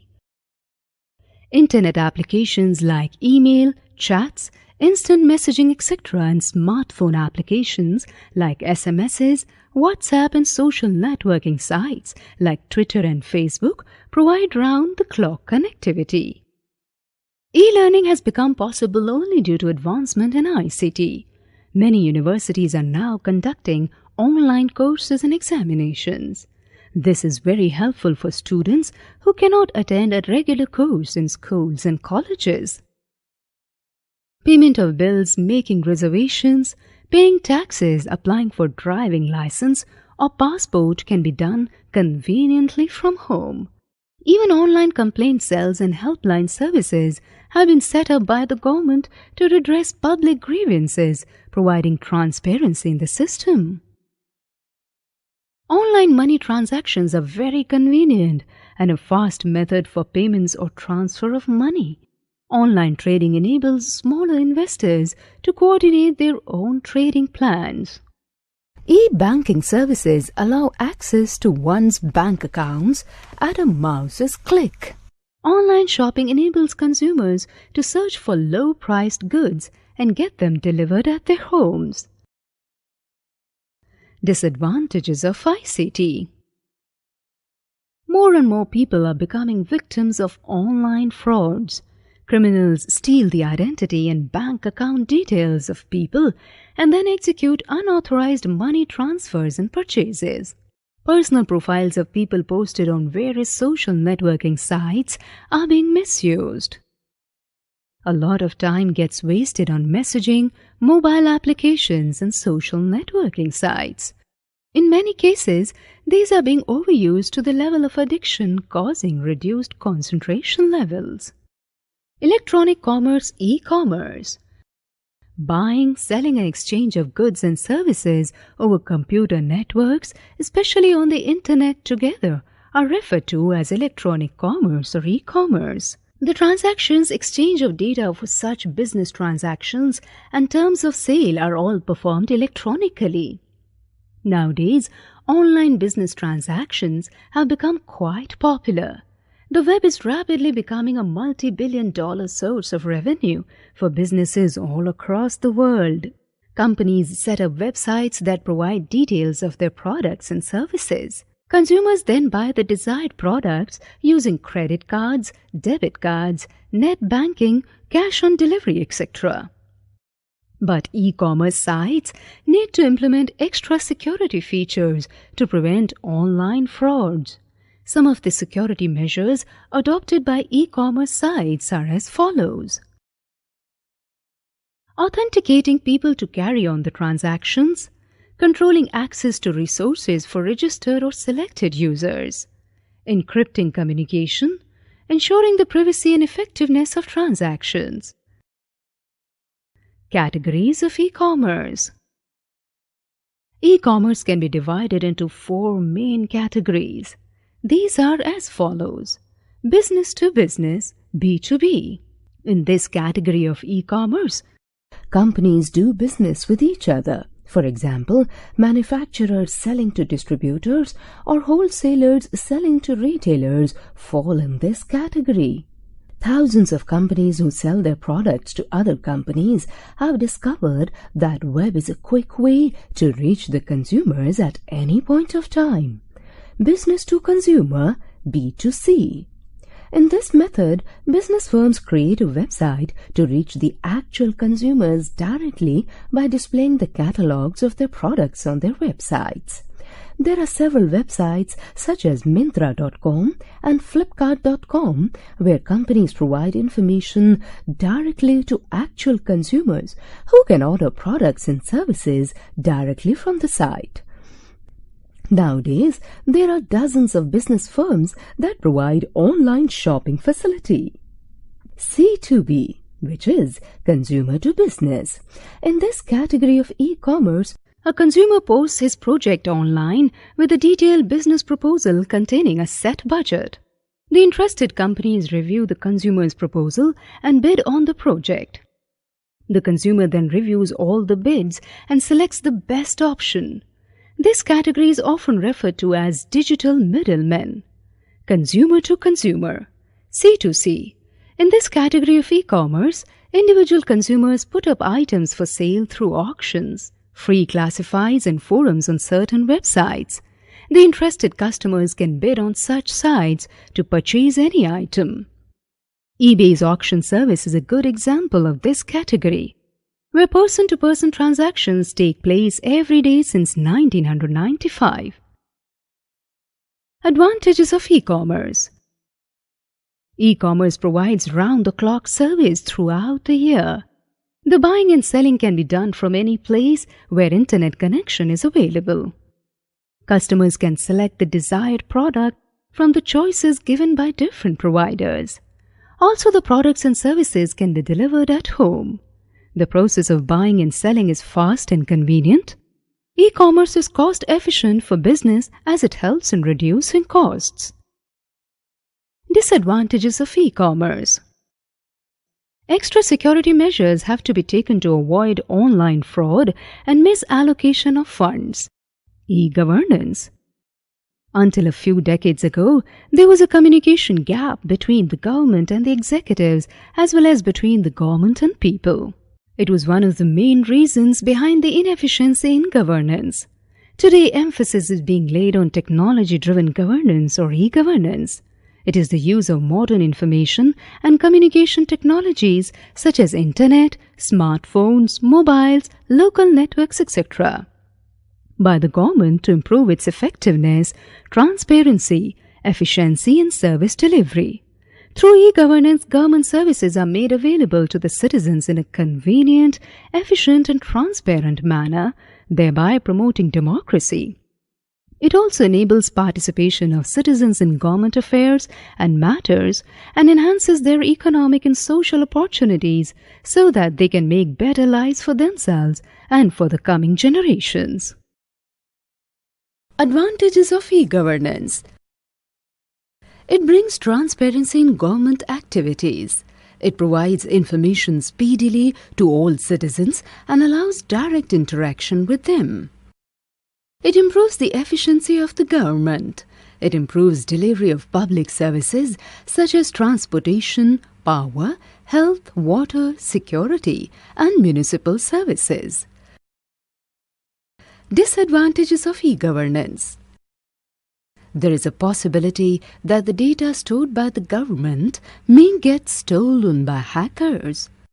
Internet-enabled devices, hardware such as routers, advanced servers and security systems constitute a costly infrastructure. Many developing countries may not be able to afford this technology. E-governance in India. The Government of India is constantly making efforts to provide an efficient government to the people through e-governance. Several significant initiatives have been taken at the centre and the state level in this direction. Some of the initiatives taken by at the central and state governments are listed below. Both the central and state governments have taken steps to extensively promote the use of information technology, IT, in managing its internal processes. Various online services are being provided to the citizens of India. For example, one can fill tax returns, lodge an FIR, fill an admission form, book tickets for buses, trains and aeroplanes online. The ministries and departments have kept a provision of about 3 to 5% of their annual budgets to be spent on IT-related services. The government has enacted IT Act 2000, which provides legal status to the information and transactions carried on the Internet. The Ministry of Information and Communications Technology has set up a Centre for E-Governance (CEG) at Electronics Niketan, New Delhi.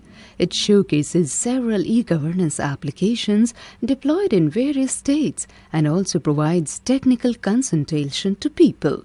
Some of the e-governance projects operational across India are Bhumi, Stamps Registration and Archiving, Sarita, Versatile Online Information for Citizen Empowerment, Voice, E-Seva, Vidya Vahini, E-Learning. Imparting education through the Internet is termed as e-learning. It includes providing course material, trainings, guidance from experts, and conducting examinations. It is being accepted as the next evolution of the training and education industry. E-learning utilizes numerous types of media to deliver text, audio, video, images, animations, etc. It facilitates the learning and delivery process for both teachers and students. Advantages of e-learning. E-learning can occur in and out of classrooms with or without instructors. E-learning can be done as per the student's convenience at any time, making it flexible learning. It can be self-paced and is best suited to distance learning.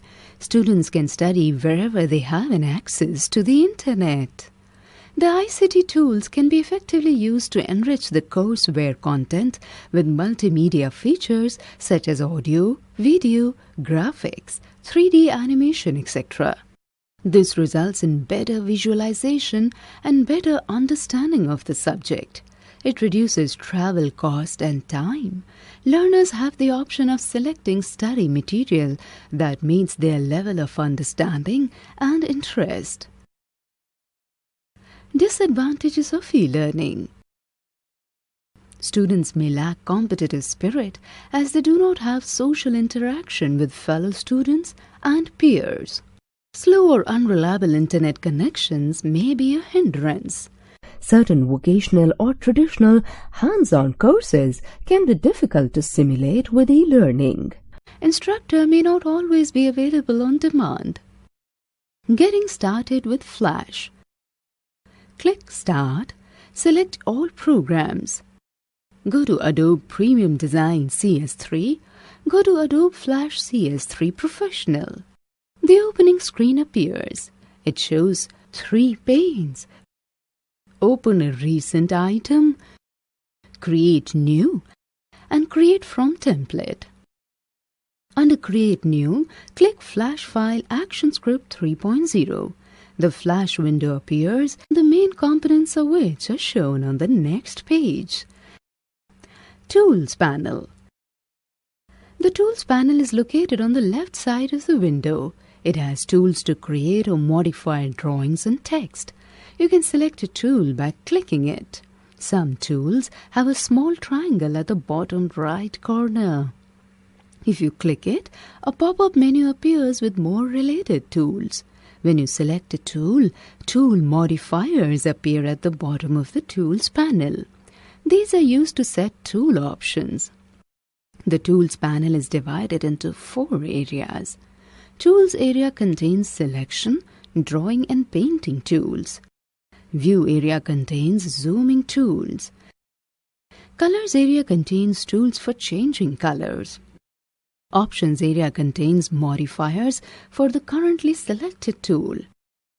The hand tool is used for clicking and dragging while holding down the mouse button. The magnifier or zoom tool has 2 options. Enlarge or zoom in allows you to view the drawing up close, and reduce or zoom out pulls you away from the drawing by showing it at lower magnification. The Property Inspector. Anything you add to a Flash document is called an object. The Property Inspector is the panel that displays the properties of the selected object. An object could be text, images, lines, or shapes. The list of properties displayed in this panel will vary according to the object selected. You can change the properties of the object according to your requirements. If you do not see the Property Inspector panel in the flash window, you can get it through these steps. Select Window. Goes to Properties.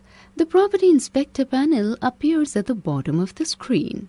When you're not working with the Property Inspector, you can minimize it. To collapse the panel, click the Minimize icon. To open the Property Inspector again, click the Maximize icon. Be quick. You can press Ctrl plus F3 to expand or collapse the Property Inspector window. The grid. The grid is a network of intersecting horizontal and vertical lines on the stage. By default, grid lines are not visible. The grid is helpful while creating graphics. It helps you to place and align objects at particular positions on the stage. You can change the size of the grid squares to suit your drawing. To display the grid, click View, go to Grid, go to Show Grid. Be quick. You can press Ctrl plus to show grid and press Ctrl plus Shift plus Alt to show or hide rulers. Using rulers. The flash window can display rulers on the top and left sides of the stage. To show or hide rulers, click View, go to Rulers. The default unit for the ruler is pixels, which can be changed by selecting Modify, then going on to Document. You have the option of using inches, decimal inches, points, centimeters or millimeters in addition to pixels. Creating a new Flash document. The steps to create a new Flash document are: select File, go to New. The New Document dialog box appears. Select Flash File, ActionScript 3.0 in the type list and click the OK button. Be quick. You can press Ctrl plus G to view Document Properties dialog box. Setting Document Properties. When a new document is created, it creates a new Flash document with certain default settings. You can modify the movie properties by selecting Modify, then going on to Document. The Document Properties dialog box appears. The options are shown in the given figure. Specify the title and description for the movie. Background color helps you select the color of the stage. The default color is white. Make default. The properties of the current document will be applied to all new documents if you click this. Dimensions lets you specify the size of the stage. The default unit is pixels. Frame rate specifies the speed of the movie in frames per second. The default frame rate is 12. Ruler units lets you specify the units used to measure the ruler. Saving a Flash file. You can follow these steps to open a saved Flash document. Select File, go to Save As. The Save As dialog box appears. Select the drive and folder where you want to save your file. Type the file name in the File Name box.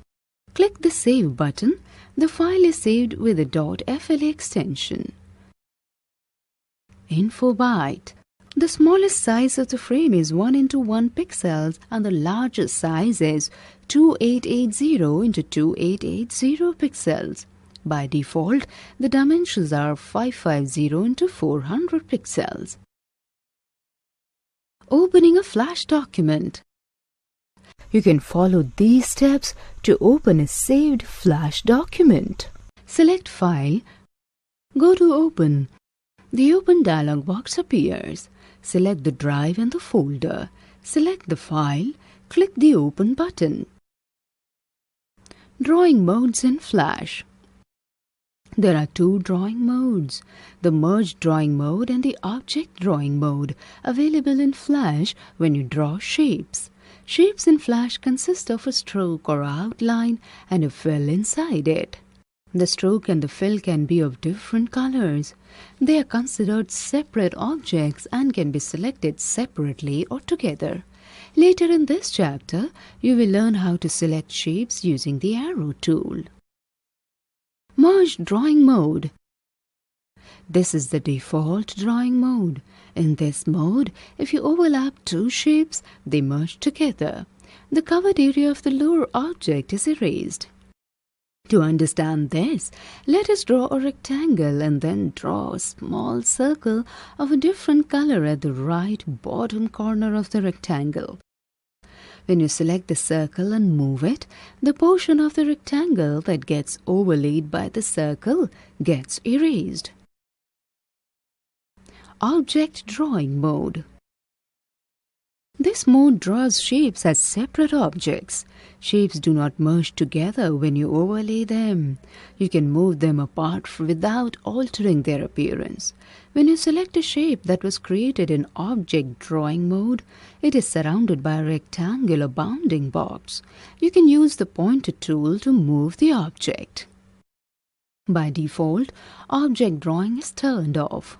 To switch it on, click the object drawing icon in the Tools panel.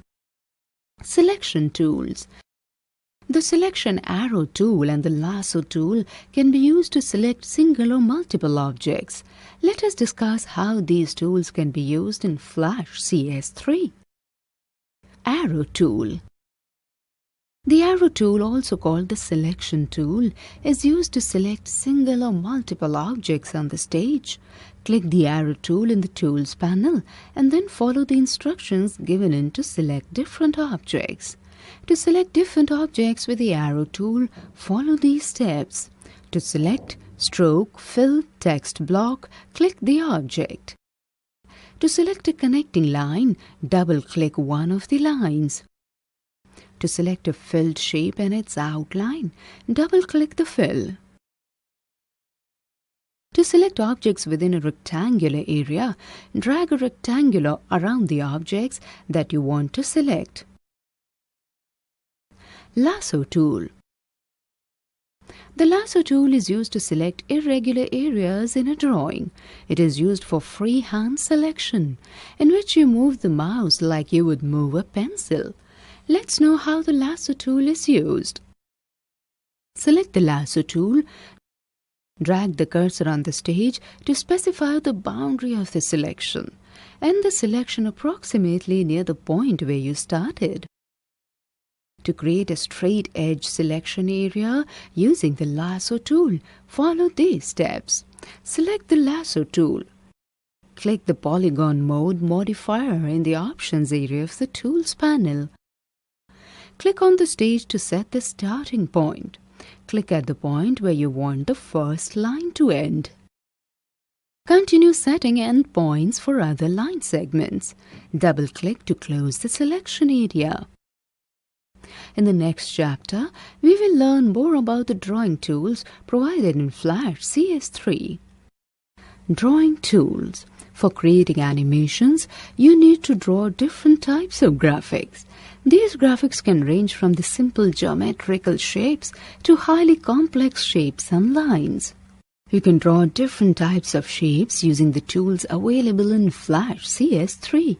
In this chapter, you will learn about some of them. Line tool. This tool is used to draw straight lines.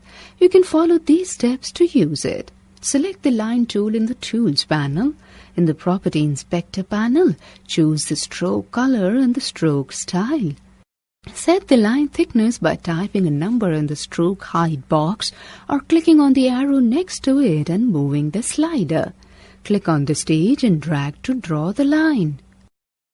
Drawing rectangles and ovals. The Rectangle tool menu can be used to draw simple rectangles and ovals. On clicking the arrow at the lower right side of the tool, Flash provides you with various options regarding the tool. Various options of the Rectangle tool: draws an oval, tool to draw a rectangle and define additional properties such as rounded corners. Draws a simple rectangle in which you specify stroke and fill properties. Helps draw an oval with additional properties such as start, end angle, inner radius, etc. Draws a polygon or a star shape. Rectangle tool. The rectangle tool is used to create simple rectangular or square shapes. You can follow these steps to draw a rectangle. Select the rectangle tool. From the Property Inspector panel, select the stroke color and the fill color. Also select the thickness for the line. Also select the line style. Click and drag to draw a rectangle. Info bite. To draw a square using the rectangle tool, keep the Shift key pressed while dragging. You can also change the radius of the rectangle in the Property Inspector. There are 4 slider buttons, 1 for each corner. By default, 3 slider buttons are not highlighted. By setting the radius in one button, you can set the same radius for all the corners. Then, click and drag to draw the rectangle with rounded corners. Now, click the Lock button in the Property Inspector. This will enable you to set different radius values for all the corners of a rectangle. You can also set a negative value to get an inverse radius. Then, click and drag to draw the shape. Drawing a rectangle with rounded corners. Notice that only one slider is highlighted. Set the same radius for all the corners. Drawing a rectangle with different radii for each corner. Set different radii for each corner. Click and drag to draw the shape. Rectangle Primitive tool. Before drawing a rectangle with rounded corners, you need to specify the radius for the corners. After drawing the shape, you cannot modify the radius. However, Flash CS3 provides you with a tool called the Rectangle Primitive tool to solve this problem. The steps to use this tool are: select the Rectangle Primitive tool, click and drag on the stage to draw a simple rectangle. Select the shape and use the options available in the Property Inspector to modify the shape. Properties for the Rectangle Primitive tool. Specify stroke color, specify fill color, specify line thickness, specify line style. Oval tool. The oval tool is used to draw an oval or a circular shape. You can follow these steps to draw a circle or an oval. Click the drop-down menu arrow of the Rectangle tool and select the Oval tool. In the Property Inspector panel, select the stroke color, stroke thickness, line style and the fill color. Click and drag on the stage to draw an oval shape. You can also draw a part of a circle. For this, you can specify the start angle, the end angle and the inner radius. Then, click and drag to draw the shape. Oval Primitive tool. If you draw an oval or a circle using the Oval tool, you cannot change the start angle, the end angle, or the inner radius after drawing the shape. But this can be done if you draw a circle or an oval using the Primitive Oval tool. The steps to use this tool are: select the Oval Primitive tool, click and drag to draw a simple oval or circle. Now in the Property Inspector panel, set the properties start angle, end angle and the inner radius. Notice the change in the circle. Drawing polygons and stars. You can draw polygons or stars using the Polystar tool. You can select this tool from the drop-down menu of the Rectangle tool. You can modify the polystar shape in terms of the number of sides of the polygon or the number of points on the star. The depth of the star points can also be modified. The steps to draw a polygon or star are given below. Select the Polystar tool. In the Property Inspector, select the stroke and the fill attributes. Click the Options button in the Property Inspector. The Tool Settings dialog box appears. Choose Polygon or Star for style. Using the Polygon tool, enter the number of sides between 3 and 32. For polygons, it indicates the number of sides, while for stars, it indicates the number of points. Star point size specifies the depth of the start points. Enter a number between 0 and 1 for this value. A number closer to 0 creates deeper points. For drawing a polygon, do not change the setting. Click OK to close the dialog box. Click on the stage and drag to draw the shape. Drawing with the pencil tool. The pencil tool is used to draw lines and shapes. The steps to draw with the pencil tool are: select the pencil tool. In the Property Inspector, select Color, Line Thickness and Style.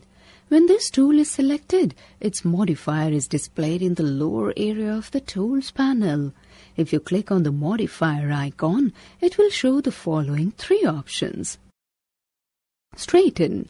Select this option to draw lines. Smooth. Select this option to draw smooth curved lines. Ink. Select this option to draw freehand lines with no modification. Select the desired option. Click and drag to draw the line. Painting with the brush tool.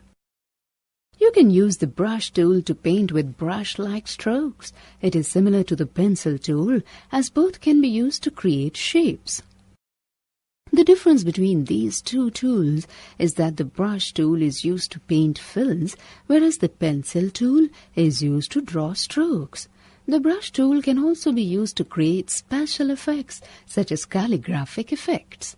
You can also change the brush shape and size. The steps to paint using the brush tool are: select the brush tool, select the fill color from the Property Inspector, click the brush mode modifier in the Tools panel and select a painting mode. You can also select the desired brush shape and size. Drag the mouse pointer on the stage to apply a brush stroke. Use of different modes of brush tools. Paint normal. The brush paints over everything including strokes and other fills. Paint fills. Painting only affects existing fills and empty areas of the stage. Strokes are ignored. Paint behind. The paintbrush only affects empty areas of the stage, keeping existing lines and fills intact. Paint selection. Painting only affects the selected areas you define with any of the selection tools. Paint inside. The paintbrush only affects the fill of the shape you started in, ignoring other shapes and empty areas on the stage. Paint bucket tool. You can use this tool to fill enclosed areas with solid colors and gradients.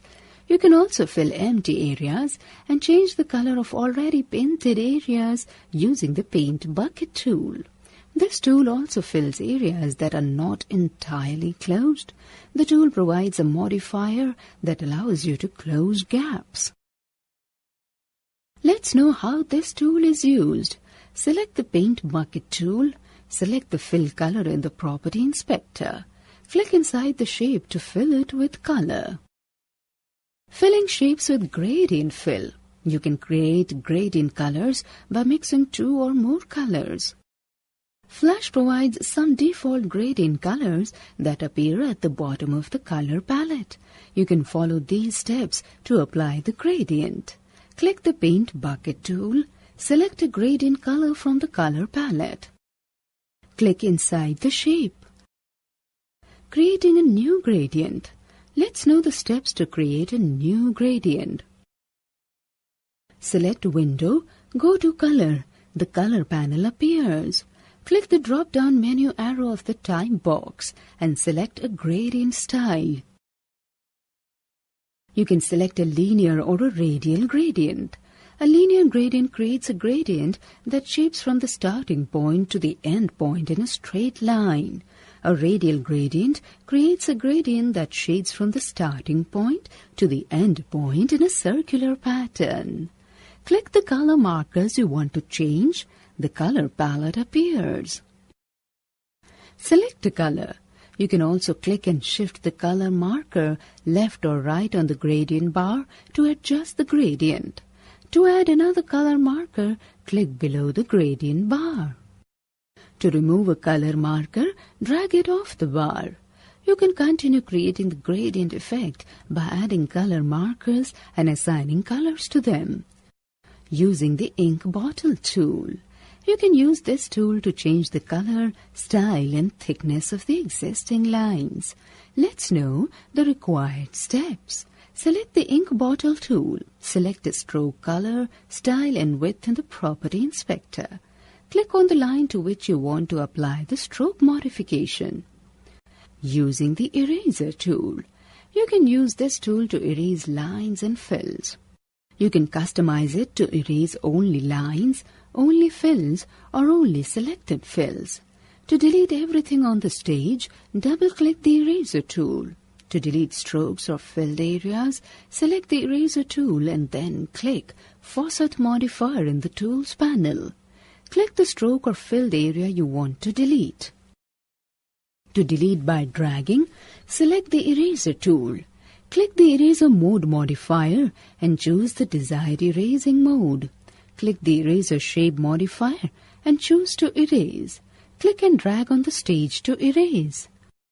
Reshaping lines and shapes. You can reshape lines and shapes with the help of the arrow tool. The steps to do this are: draw a rectangle on the stage, select the arrow tool. Make sure that no line of the rectangle is selected. Now, position the mouse pointer near a line. The mouse pointer changes to show how the line be reshaped. Info Byte. You cannot reshape the shapes drawn using the rectangle primitive tool and the oval primitive tool. And drawings created in the object drawing mode. Now, click and drag to reshape. Release the mouse button. Creating symbols. A symbol is any graphic object, animation or button stored as a part of the movie. It can be inserted in the movie as many times as you want. That is, symbols are reusable graphics. An instance is an occurrence of a symbol. Each time you insert a symbol in a movie, you create an instance. Flash stores symbols in folders called libraries. The use of symbols helps to keep the file size small, as a particular symbol is stored only once, even if it is used many times in the movie. Converting a drawing into a symbol. You can follow these steps to convert a drawing into a symbol. Select the arrow selection tool. Draw a selection area around the object on the stage to select it. Select Modify, go to Convert to Symbol. The Convert to Symbol dialog box appears. Type a name for the symbol. Type of symbol can be a movie clip, a button, or a graphic. Choose Graphic. Click OK. The symbol now gets added to the library panel. Be quick. You can use shortcut key F8 to convert a graphic into a symbol. To insert an instance of the symbol in the movie, you can follow these steps. Select Window, go to Library to open the library panel. You will see the symbol you created. Click and drag it onto the stage. This inserts one instance of the symbol. Use the same process to get multiple instances of the symbol. You can resize, rotate, or move a particular instance without affecting the others. Understanding the timeline. The timeline helps you control and organize frames. Therefore, before creating animations, you should be familiar with the timeline window. The timeline is the area where you work with frames to organize and control the content and animation of your movie. The main components of the timeline window are shown in the given figure. Playhead. The red rectangle with a vertical line is called the playhead. It indicates the current frame on the stage and the current status of the movie. As the movie plays, the playhead moves from left to right through the timeline. The frame rate shows the number of frames per second that your animation will play. Frames and keyframes. The content of the movie is placed in frames. This content is displayed in one frame at a time while you play the movie. They are represented as a series of vertical rectangles on top of the timeline. Every fifth frame has a light grey fill and is marked with a frame number, which is written at the top of the timeline. The black dots shown in the above picture represent keyframes. A keyframe is a critical point in the animation where an object appears or changes or ends an action such as fading, moving, etc. At the bottom of the timeline window, you can see 3 numbers. The leftmost number represents the current frame. In the picture, the first frame is the current frame.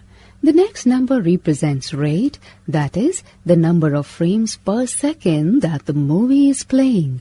In the picture, you can notice that frame rate is 12 FPS. That is, the movie is playing at 12 frames per second. The third number presents the time elapsed. Be quick. The shortcut key to insert a frame is F5 and to insert a keyframe is F6. Inserting a frame or keyframe. The steps to insert a frame or keyframe are: in the timeline window, click on a rectangular placeholder where you want to insert a frame or a keyframe. Second, select Insert, go to Timeline, go to Frame. Or select Insert, Timeline, Keyframe. Be quick. You can also right-click the frame in the timeline and select Insert Frame or Insert Keyframe from the shortcut menu. Deleting a frame. The steps to delete a frame are: select the frame in the timeline, right-click and select Remove Frames from the shortcut menu. Creating animations. Flash has different ways of creating animations. Here, you will learn about the following animation methods. Frame-by-frame animation. One important advantage of creating frame-by-frame animation is that you can change the content of each frame manually. Select the oval tool in the Tools panel. Select the stroke color and the fill color. Click on the stage and draw a circle. Click on the second frame in the timeline window. Insert a keyframe by selecting Insert, go on to Timeline, then go to Keyframe or by pressing F6. Click on the stage and move the circle slightly to the right. Add 10 more keyframes and shift the circle to the right in each frame. You can change the color of the circle in each frame. To play the movie, click on the first frame in the timeline window. Select Control, then Play.